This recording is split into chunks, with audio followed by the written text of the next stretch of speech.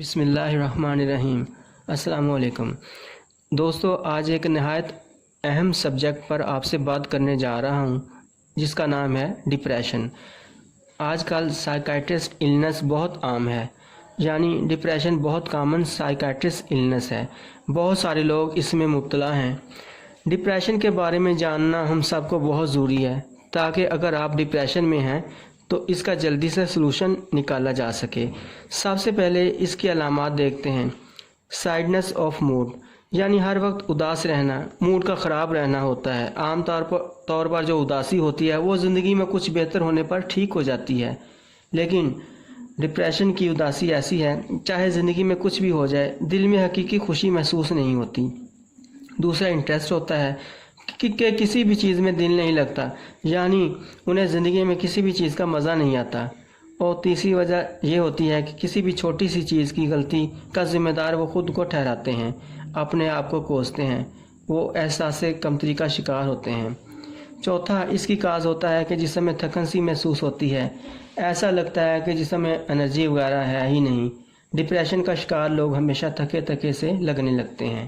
اور پانچویں وجہ کنسلٹیشن ختم ہو جانا ہوتا ہے۔ اگر آپ اسٹوڈنٹ ہیں اور پڑھائی کرنے میں لگے ہیں تو آپ کا دماغ فوکس پڑھائی کی طرف نہیں کر پاتا، اور اگر آپ جاب کرتے ہیں تو آپ کا دماغ کام میں نہیں لگے گا اور آپ کام کو فوکس نہیں کر پائیں گے، یعنی لاس آف کنسلٹیشن کہلاتا ہے۔ اگلی وجہ بھوک کا ختم ہو جانا ہے۔ اس میں آپ کی بھوک ختم ہو جاتی ہے اور اس کی وجہ سے وزن میں بھی کمی ہونے شروع ہو جاتی ہے، لیکن ان سم کیسز بھوک کم ہونے کے بجائے اس میں بھوک بڑھ بھی سکتی ہے اور بھوک بڑھنے کی وجہ سے وزن بڑھ بھی سکتا ہے۔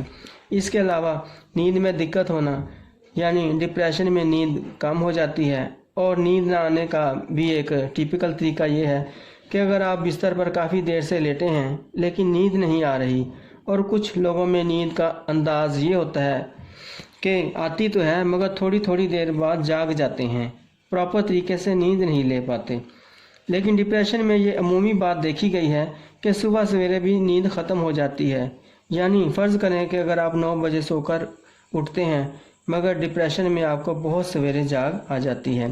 اور ڈپریشن کا ایک عنصر یہ بھی ہوتا ہے کہ اپنے آپ کو نقصان پہنچانے والے خیالات، کہ اس طرح کی زندگی سے نجات مل جانی چاہیے، یا اللہ معاف کرے کہ کئی لوگ خودکشی کرنے کے بارے میں سوچ رہے ہوتے ہیں۔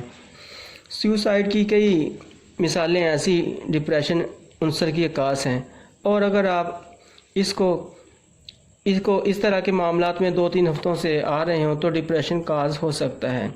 ضروری نہیں ہوتا کہ زندگی میں معاملات کچھ خراب ہوں تو ایسا ہوتا ہے۔ سم ٹائمز یہ بھی ہوتا ہے کہ زندگی میں بہت کچھ ٹھیک ہونے کے باوجود بھی ایسا ہونا شروع ہو جاتا ہے، یعنی بغیر کسی وجہ کے بھی ایسا ہو سکتا ہے۔ اب بات کرتے ہیں کہ ڈپریشن ہوتا کیوں ہے۔ تو یہ ایک بیماری ہے اور اس کے 2 کمپوننٹ ہوتے ہیں، بایولوجیکل اور سائیکولوجیکل۔ بایولوجیکل میں آپ کے دماغ میں چینجز ہو رہے ہوتے ہیں، یعنی دماغ کے کیمیکل میں چینجز ہو رہے ہوتے ہیں جس کی وجہ سے دقت آتی ہے۔ یہ 3 قسم کے کیمیکل پائے جاتے ہیں۔ نمبر 1 سیروٹونین، نمبر 2 نورفیرین، اور تیسرے ڈوپامین۔ ان تینوں کیمیکل کی اگر دماغ میں کمی ہو جائے تو ان علامات کا سامنا کرنا پڑ سکتا ہے۔ اور جو سائیکولوجیکل کاز ہیں ان میں یہ ہوتا ہے کہ اگر زندگی میں کوئی گڑبڑ آئے تو ان میں منفی سوچیں آنا شروع ہو جاتی ہیں، اور یہ منفی سوچیں آپ کے ڈپریشن کے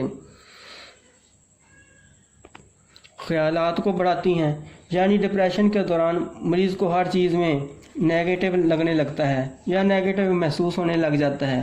یعنی مریض اگر پڑھ رہا ہے تو اگر کوئی چیز سے سمجھ نہیں آتی تو پہلی سوچ جو دماغ میں آئے گی وہ منفی ہی ہوگی کہ مجھے اب تو سمجھ نہیں آتا کہ مجھ سے پڑھائی نہیں ہوگی، کہ میں زندگی میں کچھ نہیں کر پاؤں گا، کہ چھوٹی چیز میں بھی منفی خیال آنا شروع ہو جائے گا اور آپ کا دل ایک دم اداس ہو جائے گا۔ تو دونوں ہی وجوہات یعنی بایولوجیکل اور سائیکولوجیکل کاز مل کر ڈپریشن کو ابھارتے ہیں اور ڈپریشن کنٹینیو ہو جاتا ہے۔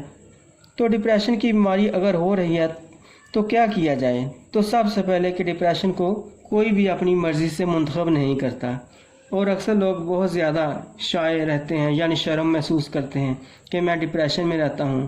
ڈپریشن کا ہونا कमज़ोरी से, ताकत से या मेंटल स्ट्रेंथ से या मेंटल वीकनेस से इसका कोई ताल्लुक़ नहीं होता।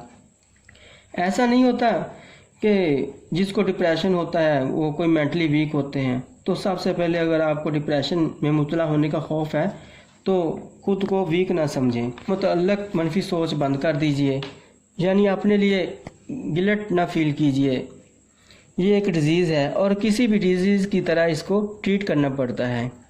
इसके दो तरीके हैं। मेडिकल तरीके होते हैं जो सीरोटोनिन, नोरेफिनिन और डोपामिन के लेवल को इंक्रीज़ करते हैं, यानी ऐसी दवाइयाँ होती हैं जो इन लेवल को बढ़ाती हैं और मूड को अच्छा करती हैं। और दूसरा तरीका काउंसलिंग का होता है, जिसमें आप साइकोथेरेपी सेशन या काउंसलिंग सेशन में जाते हैं।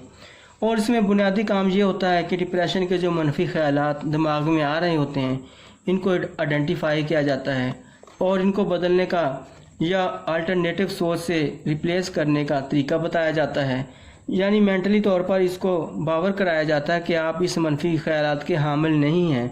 ये दोनों ही तरीके बड़े बेहतरीन हैं, मेडिकली भी और काउंसलिंग भी, यानी मेडिसिन के यूज़ से भी और उसके दिमाग की मनफी सोचों को मुस्बत अंदाज में बदलने से भी।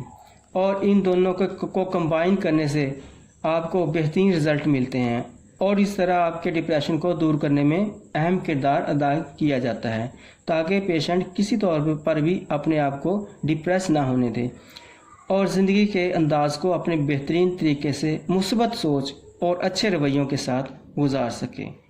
उम्मीद करता हूँ कि डिप्रेशन से मुतल्लिक़ ये वीडियो आपको पसंद आई होगी। आइंदा वीडियो तक आपसे इजाज़त चाहता हूँ। अल्लाह हाफिज़।